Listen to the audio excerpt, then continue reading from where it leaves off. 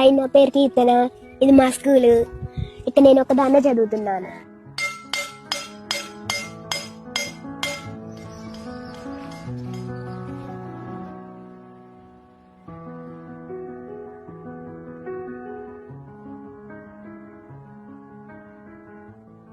మళ్ళీ 9కి ఏమో మా నాన్న తింపుతాడు. ఆ తర్వాత ఫస్ట్ టైము ఇంగ్లీష్ చదువుతా, తర్వాత తెలుగు చదువుతా. మళ్ళీ అన్నం తిని వచ్చిన తర్వాత ఈవీఎస్ చదువు. ఫస్ట్ టైము మ్యాథ్స్ చదువుతా, తర్వాత ఈవీఎస్ చదువుతా.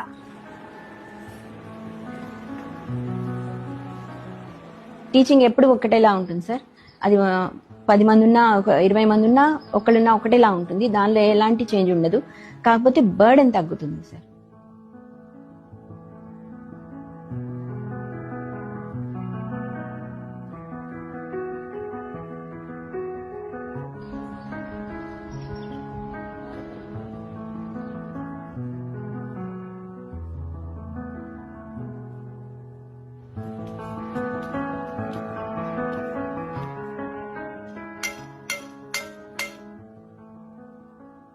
మళ్ళీ ఈ స్కూల్ మూతపడితే మళ్ళీ తెరిపించడం కష్టం అని చెప్పేసి మా నాన్న ఈ స్కూల్లోనే చదివిపిస్తా అన్నాడు. 7th వరకు ఈ స్కూల్లో చదువుతా, తర్వాత హాస్టల్కి వెళ్ళిపోతా.